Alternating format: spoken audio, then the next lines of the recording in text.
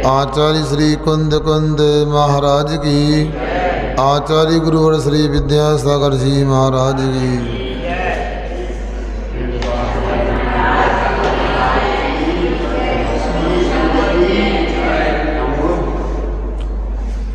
उपस्थित महानुभावों,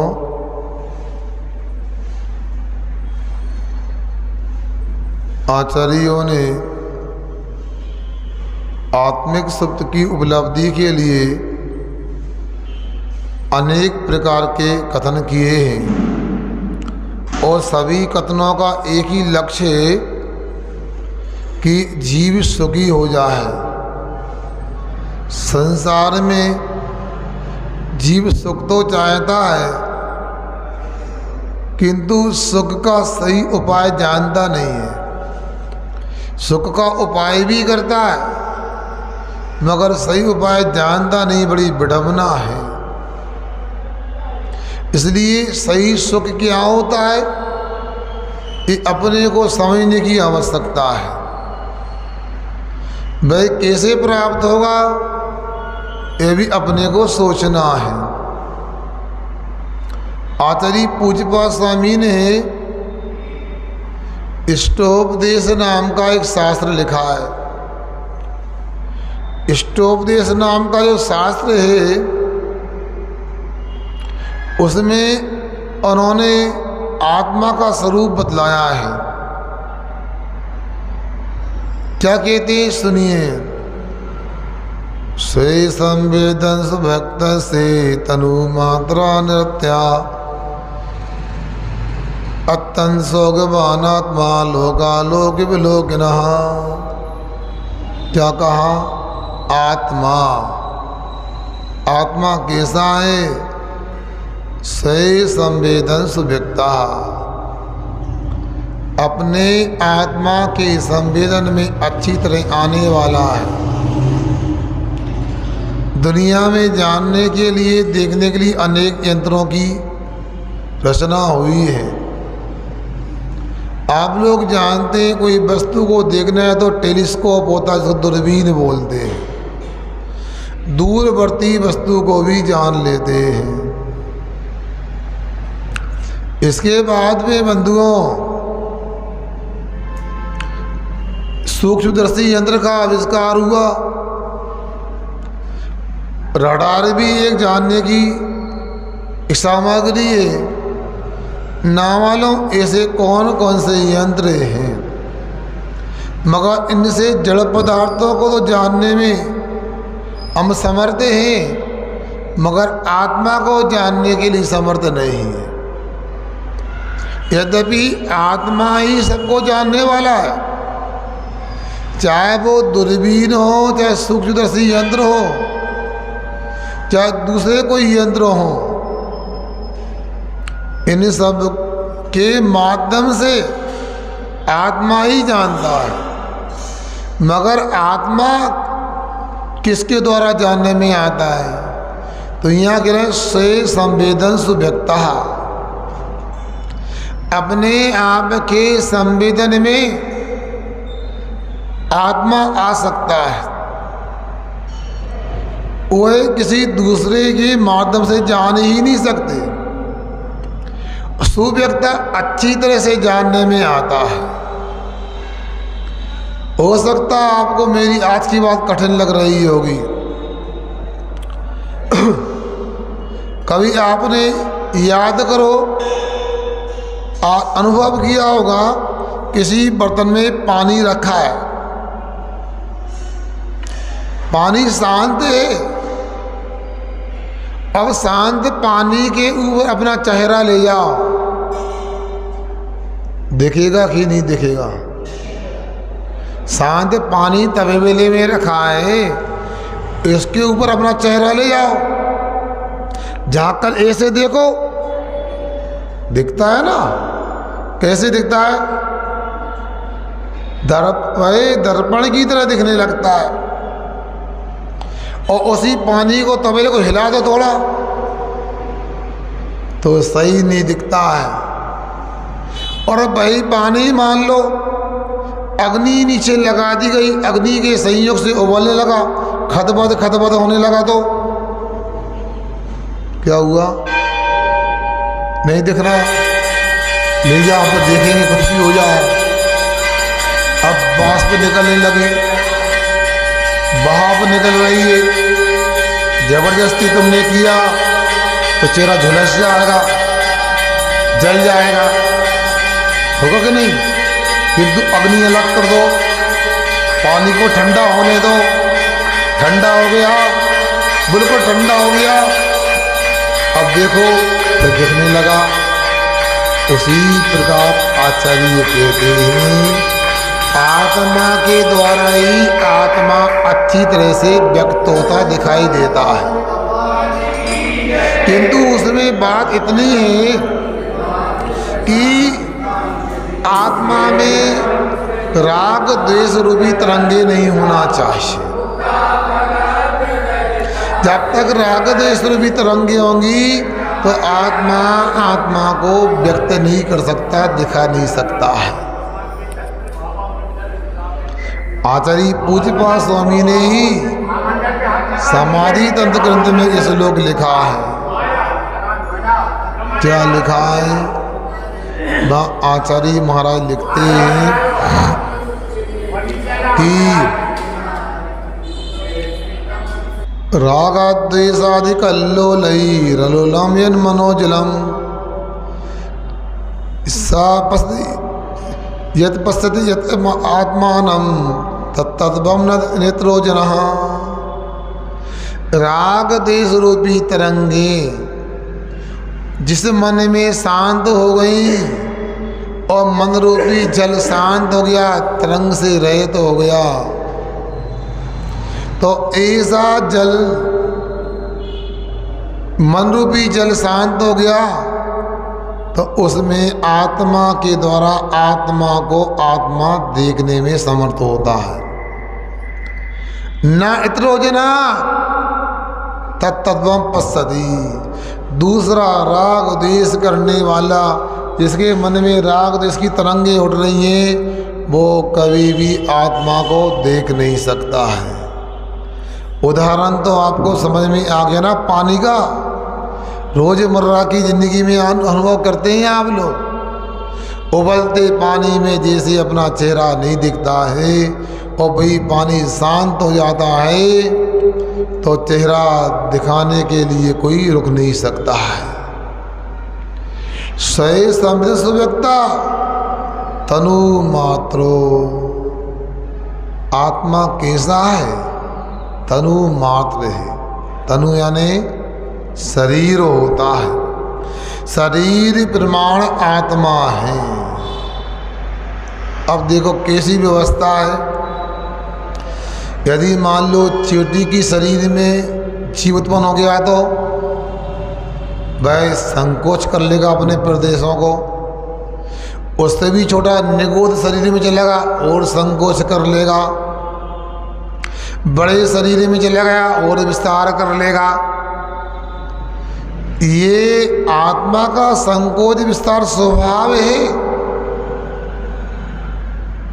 तो आचार्य यहाँ बोले तनु मात्रा, शरीर प्रमाण है। कई लोग पूछने आते हैं महाराज से, हमारे पिताजी का देहावसान हो गया, उनके प्राण आंख से निकले थे। ना निकले, आंख से प्राण निकले। भैया आपको कैसे पता आंख से निकले? आंख खुली रही उनकी, इसलिए लगा आंख से निकले। कोई कहता हमारी दादी के प्राण मुख से निकले। क्या प्रमाण है मुख से निकले? बोलो। मुंह खुला था। अब सुन लिया आपने। जबकि यथार्थ यह है, मुख खुला हो या आँख खुली हो, कान तो खुले हैं ही। ऐसा होने से भी भाई उस स्थान से प्राण निकलते ऐसा नहीं, उस स्थान से आत्मा निकलता ऐसा नहीं। आत्मा तो सर्वांग से निकलता है। आप यदि बैठे हैं तो ऐसे निकलेगा, लेटे तो ऐसे निकल जाएगा। क्योंकि आत्मा पूरे शरीर में व्याप्त होता है। जैसे तिल में तेल होता है, दूध में घी होता है, लकड़ी में आग होती है, वैसे ही शरीर में आत्मा होता है। ऐसे भी दुनिया में दर्शन है, मान्यता वाले एको ब्रह्मा द्वितीयो नास्ति, कहते एक ब्रह्मा होता है और उस ब्रह्मा के सब अंश होते हैं। उदाहरण भी तर्क भी देने का प्रयास करते हैं। क्या तर्क देते हैं? उनका कहना है जैसे एक चंद्रमा होता आकाश में और 10 बर्तनों में नीचे पानी रखा तो 10 बर्तनों में चंद्रमा दिखने लगता है। भाई यहाँ पर फिट बैठे नहीं बैठे, सामने वाला ने तर्क तो दिया, अपनी बात जमाने का प्रयास तो किया उसने। और यदि ऐसा मानेंगे एक ब्रह्मा होता तो ये तो पक्का है अंशी के अनुसार ही अंश होता है। यदि मान लो आम है, आम के ऊपर का हिस्सा यदि मीठा है तो नीचे का भी मीठा होगा, ऊपर का मीठा तो नीचे का भी मीठा होगा। चलो आम का नहीं तो मिश्री का उदाहरण ले लेते हैं। बोलो मिश्री कहाँ मीठी होती है, कहाँ फीकी होती है, बताओ। मिश्री कहाँ मीठी और कहाँ फीकी होती है? ऊपर, नीचे, आजू में, बाजू में, सब जगह मीठी होती है। अब जैसे मिश्री सब जगह मीठी होती है, उसी प्रकार शरीर में आत्मा सर्वत्र व्याप्त होता है। मिश्री में मीठापन जैसे व्याप्त है वैसे आत्मा शरीर में व्याप्त है। अब शरीर में आत्मा व्याप्त इसलिए तनु मात्रों के दिया तो उनकी बात का खंडन हो गया कि आत्मा आत्मा में रहता, शरीर में रहता, बाहर नहीं होता है। अब किसी की ऐसी मान्यता भी है कि शरीर के किसी एक हिस्से में आत्मा होता है, मस्तक में कहो, मन में कहो, मगर ऐसा भी नहीं। आचार्य कहते हैं आत्मा एक हिस्से में नहीं होता, सर्वत्र होता है। क्या प्रमाण इसका? प्रमाण यह है इसका कि आप पैर में सुई लगाते हो, दर्द होता है कि नहीं होता? और सिर में सुई लगाओ तो, हाथ में लगाओ तो, पेट में लगाओ तो दर्द होता कि नहीं होता? तो इसका मतलब है आत्मा सर्वत्र है, शरीर में है बस। इसलिए यहाँ का तनु मात्रो, शरीर प्रमाण आत्मा होता है। नृत्य ऐसा आत्मा है, नृत्य है, नाश से रहित है, अनादि से अनंत काल तक रहने वाला है। क्या कहा? अनादि से है और अनंत काल तक रहने वाला है। न आत्मा का प्रारंभ है और न आत्मा का अंत है।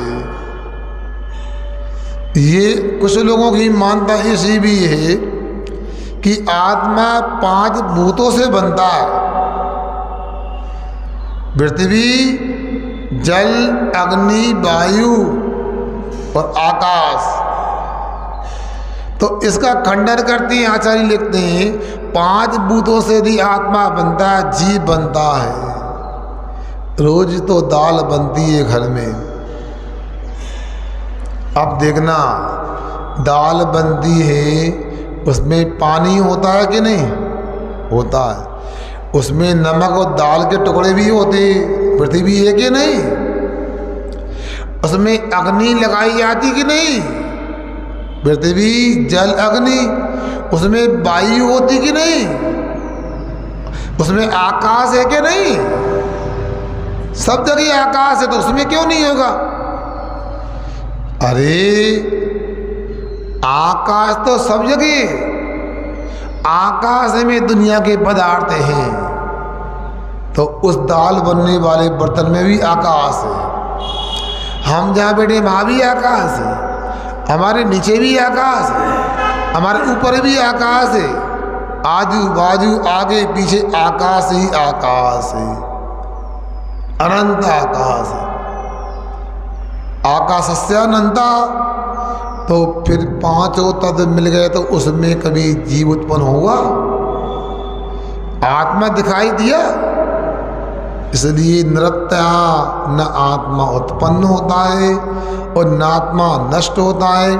आत्मा तो अनादि से है और अनंत काल तक रहेगा, क्योंकि आत्मा द्रव्य है, द्रव्य का कभी नाश नहीं होता है। अवस्थाएं उत्पन्न होती हैं, अवस्थाएं समाप्त होती हैं। ये अध्यात्म है, ये द्रव्य व्यवस्था है। इसे मान लो आप हैं, मान लो 50 साल से दुनिया में हैं और 50 साल और उम्र है आपकी। अब मैं पूछता हूँ, कल आप सफ़ेद कपड़े पहने थे, आज आपने लाल कपड़े पहन लिए, तो क्या कल दूसरे थे आज दूसरे हो गए? कल सफ़ेद कपड़े में थे वो दूसरे थे क्या? क्यों भैया? आज लाल पहने तो दूसरे हो गए क्या? कल हरे पहनोगे तो दूसरे हो जाओगे क्या? आचार्य कहते क्या? पर्याय पर्याय बदलती, वस्तु तो नहीं बदलती ना। उसी प्रकार जैसे कपड़े बदलने पर हम नहीं बदलते हैं, उसी प्रकार शरीर बदलने पर आत्मा नहीं बदलता है।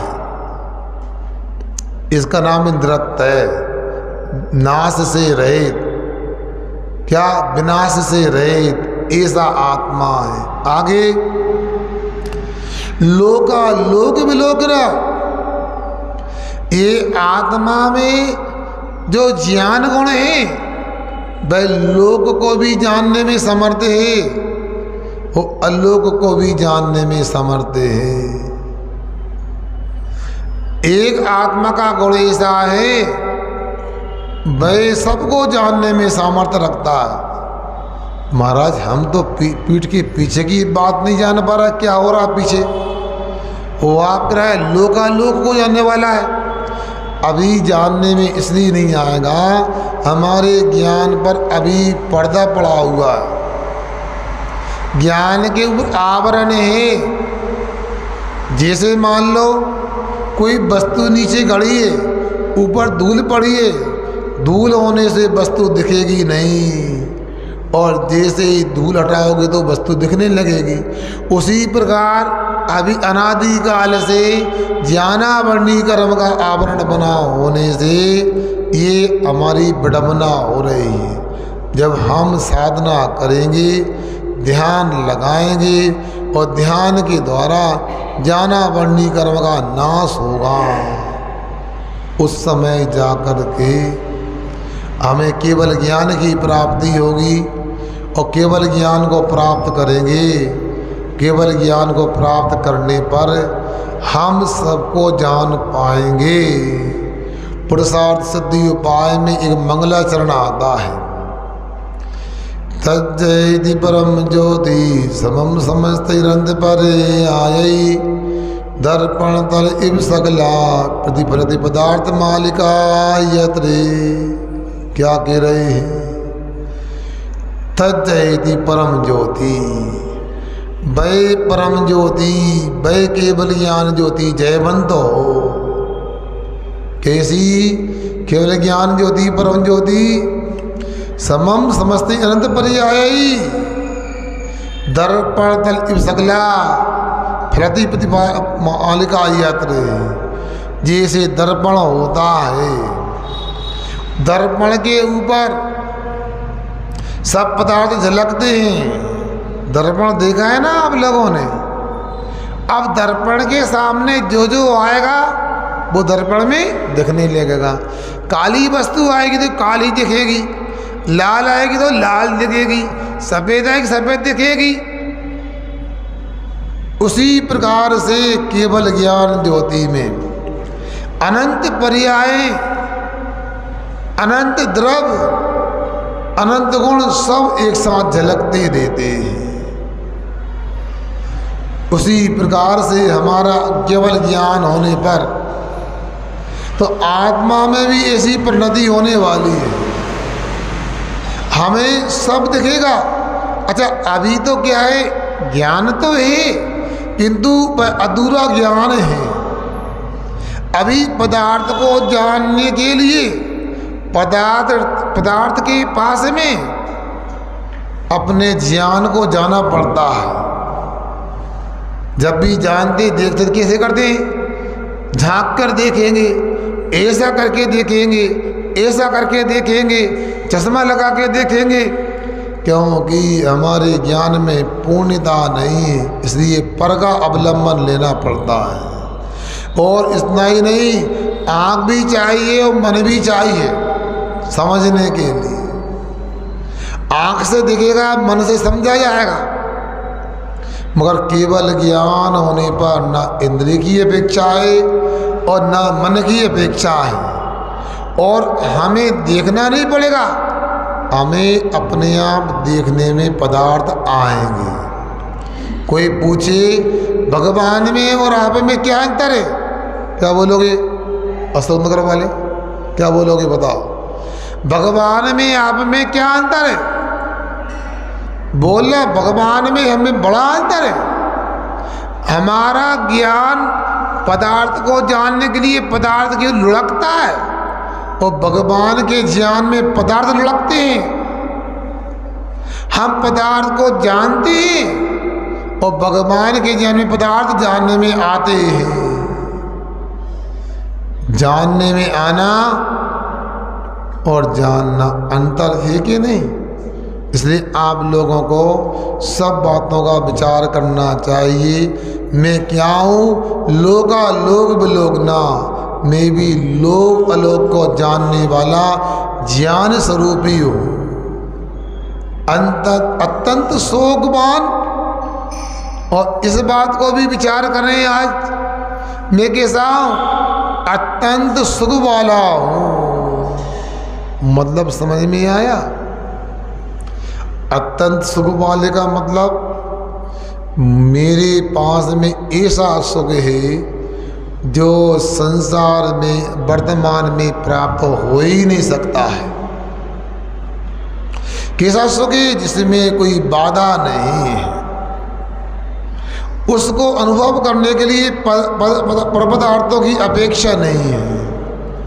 अभी तो हमें यदि सुखाभास होता है उसी को सुख मान लेते हैं, मगर सुखाभास कहाँ होता है? 5 इंद्रिय के पदार्थों में होता है। ठंडी लग रही, दरवाजे बंद कर लिए, ठंडी लग रही, कपड़े पहन लिए, गर्मी लग रही तो पंखा चालू कर लिया, गर्मी लग रही हवा में बैठ गए, गर्मी लग रही कूलर चालू कर लिया, गर्मी लग रही एसी चालू कर लिया। ये पराधीन सुख है। रसना इंद्रिय के बारे में विचार करें। भूख लगी भोजन कर लिया, प्यास लगी पानी पी लिया, मगर वह क्या होता? तात्कालिक सुख होता है। बुंदेलखंडी में कहते हैं घाटी उतरे माटी। क्या कहा? कोई भी पदार्थ हो, जो भी पसंद का पदार्थ हो, खाओ, अच्छे से खाओ, मन चाहे खाओ। कब तक आनंद आएगा, कब तक सुख मिलेगा? बोलो हैं? बोलो ना आप लोग, मौन क्यों? आज बोली नहीं लग रही, कल लग रही थी वो तो ले ली। जो पाठशाला पढ़ाते हैं उन्होंने ही बोली ले ली। आप तो बैठे रहो, चिंता ना करो, अब तो बोलो। हमें कल यही लग रहा था वो ही पाठशाला पढ़ाए, वो ही बोली ले, वो ही शिकायतें सुनाए, मगर कैसा है ऐसा बताओ? आपका इतना पुण्य नहीं था कि आप सब में ज्ञान में दान कर पाते, मगर अब ये तो बताओ कि कितना सुख मिलता है। और ये भी कह दिया कि घाटी उतरे माटी, ये भी बात पूरी नहीं है। क्यों पूरी नहीं है? इसलिए पूरी नहीं है कि गले में उतरने के पहले भी कष्ट हो जाता है। खीर खाना है और जल्दी थी खीर खाने की, और प्लेट में चम्मच डाली और चम्मच से उठा के रख ली, झटका लग गया, फोला हो गया। कहाँ पर? जीभ में हो गया। चलो ठंडी खीर खाओ, जीभ नहीं जलेगी। पहले गरम खाई थी तो जीभ जल कष्ट हो गया था, मज़ा नहीं आया, सुख नहीं मिला। ठंडी खीर खाई, कंकड़ आ गया उसमें, दांत ही टूट गया। बताओ होता कि नहीं होता? बताओ। मतलब आखिर पदार्थों में सुख कहाँ है? चलो अच्छे से सोध के खीर बनाई जाएगी, अब कंकड़ आएगा नहीं, देख देख के खाएंगे बनाएंगे। कंकड़ नहीं आया, दांतों के बीच में जीभ आ गई। नहीं आती की? क्या बताओ? कभी नहीं आती। मजा आता है फिर? कैसा लगता है बताओ? क्यों आशीष? ये गाल काटने में आ गया तो मतलब यही कहूँ न सुख संसार में। ये पंक्तियां कंठस्थ हैं आप लोगों को। कहूँ न सुख संसार में सब जग देखो। कंठस्थ होने के बाद भी वही घोड़ा और वही मैदान बाद में आते हैं, बीच में खिसक जाते हैं। अरे सुख की बात तो सुन लो, सुखी होने की बात बाद में आएगी। मतलब जिनमाने की बात सुनने के लिए भी तैयार नहीं। सुख कैसे मिलता है इसको सुनने को तैयार नहीं, सुख कैसे मिलेगा? सुनो बंधुओं, मैं ये कहना चाहता हूं आपसे, एक व्यक्ति भारत में आया, ऐसे देश से आया जहाँ पानी की बहुत कमी थी। वहाँ तेल तो निकलता, तेल के कुएं तो थे, मगर पानी नहीं मिलता था। कहाँ पे आया? भारत में आया। उसने मंडी द्वीप में आके देखा, यहाँ तो बड़ा अच्छा है। क्या? पर टोटी यूँ करते बाल्टी भर जाती है, टोटी यूँ करो टंकी भर जाती है। एक व्यक्ति को बोला, भैया इधर आ, ये टोटी कहाँ मिलती है? क्या? ये टोटी कहाँ मिलती है? अरे जहाँ चाहो वहाँ मिल जाएगी, पटेल नगर में भी मिलती है, बाजार में भी मिलती है। गया दुकान पे, पानी की टोटी है? बोला हाँ है। देखा, ये प्लास्टिक की है, लोहे की है, ये पीतल की है, ये कितने की है, ये कितने की है। एक टोटी पसंद आ गई, कह 25 रुपये की टोटी है। अब उसने कहा बार बार आना नहीं होता, जब भारत देश आए उसने एक साथ 4 टोटी ले ली। सुन रहे कि सो गए हैं? तो उसने 100 रुपये दिए, 4 टोटी ले ली। कितनी टोटी? और अपने देश में गया, जैसे आपके दीवार में टोटी लगी रहती है, उसने भी हथौड़ी ली और चारों 4 मंजिल में ठोक दी हो। रुक तो जाओ, अभी टोट दी, जब पानी की आवश्यकता खोल लेंगे टोटी। कोई कहा से नहीं की है। रुक तो जाओ, जल्दी ना करो। इनकी नहीं, हमारी भी है, हम अलग से कर। हाँ सभी की कहो। सुनो, अब बात ऐसी है, टोटी लगा दी गई, बड़ा प्रसन्न है। अब तो पानी खरीदना नहीं पड़ेगा, घर में गंगा बहेगी अब तो। और जैसे ही पानी की आवश्यकता हुई, टोटी के नीचे बाल्टी ले गया, बकेट ले गया, बार बार घुमाता है, बार बार पसीना घुमाता रहा, मगर पानी एक बूंद भी नहीं आया। उसे गुस्सा आया कि हम तो भारत में अच्छे मानते थे, अच्छे लोग रहते हैं, भारत में ईमानदार लोग लेते हैं, मगर भारत के लोगों ने ठग लिया। पूरे 100 रुपये में 4 टोंटी दी और एक भी टोंटी से पानी नहीं निकला, डुप्लीकेट टोंटी है। क्या ये टोंटी सही नहीं है? उसने यहाँ फ़ोन लगाया, भाई साहब हम ही मिले थे धोखा देने को, और कोई नहीं मिला। जितने पैसे मांगे उतने पैसे दिए हमने, और तुमने ऐसा किया हमारे साथ। क्या हुआ? पानी की टोंटी लेके आए थे आपकी दुकान से उस दिन हम, और यहाँ एक भी टोंटी से पानी नहीं निकल रहा। उसने कहा भैया अच्छे से देखो क्यों नहीं निकल रहा है। आपने टोंटी कहाँ लगाई? जैसे आप कहाँ दीवार में लगी, वैसे हमने लगाई। दीवार में तो लगाए, टोंटी का कनेक्शन कहाँ से हुआ? हमारे भारत में ऊपर एक टंकी रखी जाती है, पहले पंप से टंकी में पानी भरते हैं, फिर टंकी की पाइप से पानी टोंटी में आता है। टंकी से पाइप का कनेक्शन होता है और पाइप से टोंटी का कनेक्शन होता है।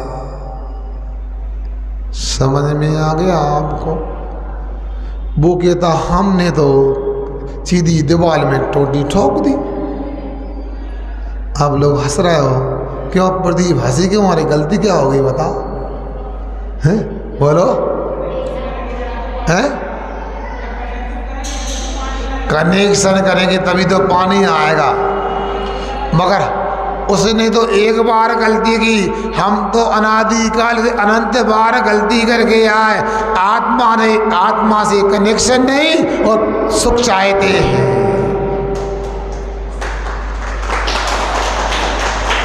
समझ में आ रहा है? अरे आप सुख चाहते हो तो सुख कहाँ है? आत्मा में। क्योंकि पूज्यपा स्वामी के रहे अत्यंत सुखवान आत्मा। आत्मा कैसा है? अत्यंत सुख वाला आत्मा है। क्यों? कलश की स्थापना करना है क्या? कोई व्यवस्था का नहीं यहाँ पर? तो भैया स्थापना करने वाले भी कहाँ हैं? तो हम नहीं जानते, हमारा काम नहीं, अब कर लेना सब अनुकूलता बन जाए हैं? तो पहले कल बात आपने कही थी इसलिए मैंने बोल दिया कि अभी करना है स्थापना। तो यहाँ पर अत्यंत शोकवान आत्मा। दुनिया में 6 द्रव्य हैं। कितने? जीव द्रव्य, पुद्गल द्रव्य, बोलो, धर्म द्रव्य, बोलो ना, अधर्म द्रव्य, आकाश द्रव्य और काल द्रव्य। 6 द्रव्य होते हैं। भाई ऐसा ना करो पाठशाला आ गए और हम चले गए तो आप भी बंद हो गए, ऐसा नहीं। आप लोगों को हमने बार बार समझाया है, अपने आत्मा की रहस्य को समझने के लिए, अपने आत्मा में ज्ञान प्रकट करने के लिए, अपने आप को सुखी बनाने के लिए हमें आत्मा को तो समझना होगा। बिना समझे कभी सुख मिल नहीं सकता है।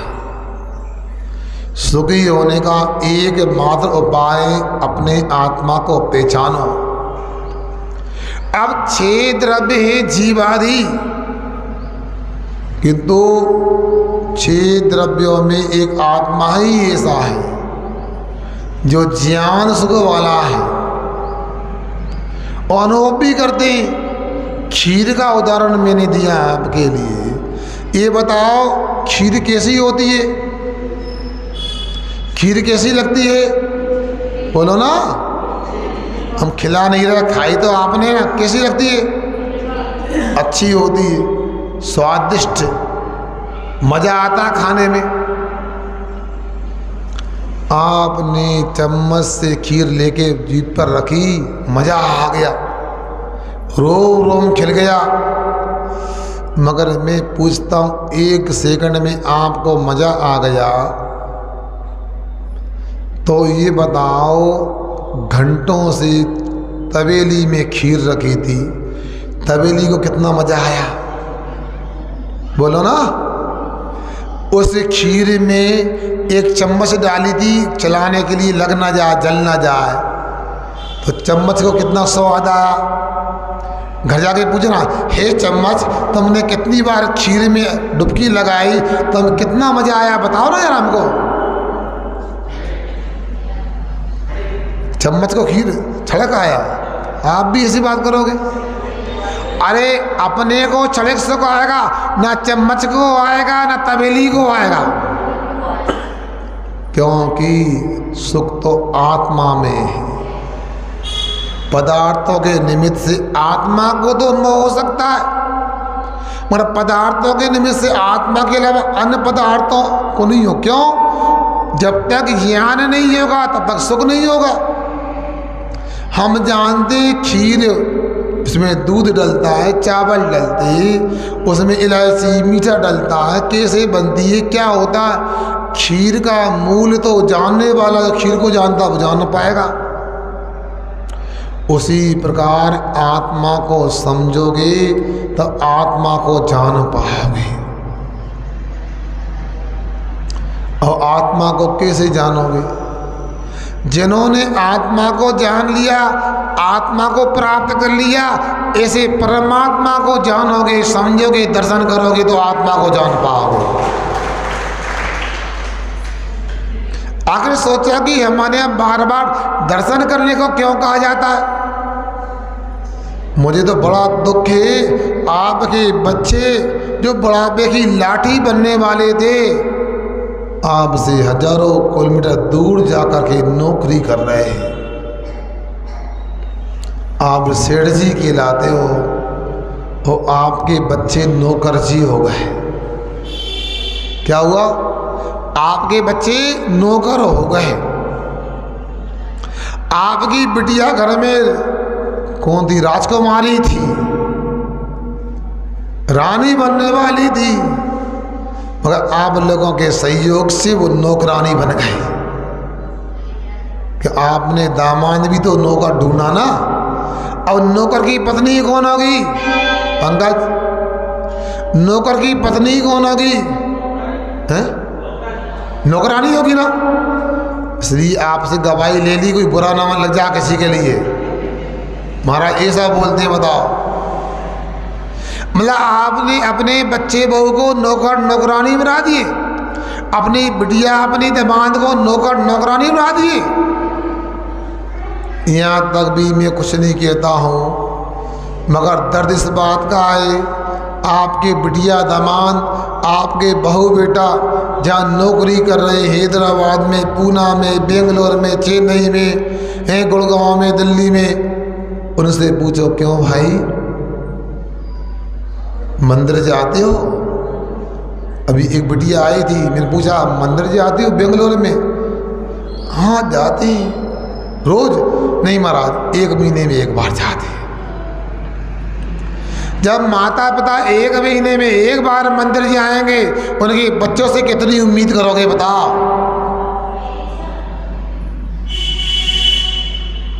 रात में बहुत विचार आया कि आखिर समाज का क्या होगा।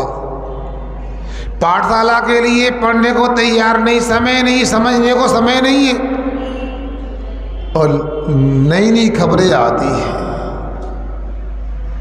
कोई कायस्ते में शादी हो गई, कोई पटेल में, कोई ओ मेहरा में, कोई कहाँ।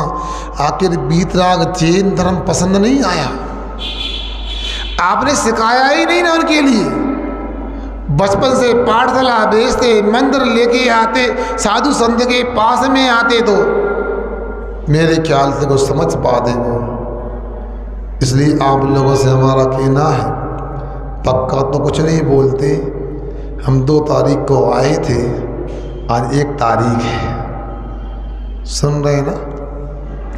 2 तारीख को आए थे, आज कितनी तारीख है? 2 महीना हो गए। अप्रैल और मई 2 महीने हो गए। 2 का 3। नहीं 3 नहीं कहा, 3 कहाँ से हो गए? नहीं ऐसा नहीं, चुल्लक जी गिनती अलग चलती है। हाँ सुनो, अब आपसे वो कह रहा है बरसात हो रही है, गर्मी में आज तो 4 महीना हो गए। अलग अलग गणित होता है। मैं आपसे इतना ही कहना चाहता हूँ, आप लोगों को हमारे यहाँ आने से कैसा लगा है? अच्छा लगा? आप लोगों को भी अच्छा लगा हो या ना लगा हो, आप सही बोले कि झूठ बोला है, मुझे तो अच्छा लगा। मगर इतना कहना चाहता हूँ, आपको इसलिए अच्छा लगा होगा कि 2-3 समय स्वाध्याय होता रहा, प्रवचन होता रहा। मगर मैं ये पूछना चाहता हूँ, कोई महाराज मंडदीप में आए और बोलना नहीं जाने तो क्या होगा? आप लोग आओगे? कहाँ आओगे? बाहर कर आओगे? बोलो। ये मंडदीप वालों की परीक्षा है। हो सकता है, पक्का नहीं बोलते। अभी यदि आगे जाना है तो एक छल्लक जी हमारे साथ में जाए तो एक छल्लक जी यहाँ रुक सकते हैं। अब आप लोगों को सोचना है, पक्का नहीं बोलता, आप लोग विचार करना। आपकी परीक्षा है कि भैया वृत्ति में ज्ञान होना जरूरी नहीं होता है, भैया वृत्ति में प्रवचन होना जरूरी नहीं होता है। आप लोगों को विचार करना है। अब चूँकि इसलिए कि हमारे छल्लक जी थोड़ा चलने में कमज़ोर रहते हैं, तो लौट के आना, जल्दी जाना, जल्दी आना है, इसलिए हो सकता उनका रुकना हो। यदि बाजार वाले सोचेंगे तो उनको लाभ मिलेगा। पटेल नगर वालों से हम कुछ नहीं बोलेंगे, वो स्वयं बता देंगे समझदार है क्या करना है, और हमको भी समझदारी है, समझदार को इशारा काफ़ी होता है। इसलिए आप लोगों से इतना कहना चाहता हूँ, कल यह पाठशाला के कलश की स्थापना हुई थी। वैसे पाठशाला अपने आप में मंगल होती है, मगर पाठशाला में कलश की स्थापना इसलिए की जाती है, मंगल द्रव्यों में कलश भी एक मंगल द्रव्य होता है। इस भावना को लेकर स्थापना कर रहे हैं कलश की, कि हमारी पाठशाला दिन दूनी रात चौगुनी तरक्की करे, और यहाँ के बच्चे, यहाँ की महिलाएं, यहाँ के पुरुष लोग सभी प्रकार के राग द्वेष को छोड़ करके भगवान के चरणों में आकर भगवान की वाणी का रसपान करें। इसी भावना को लेकर के मैंने आपको बात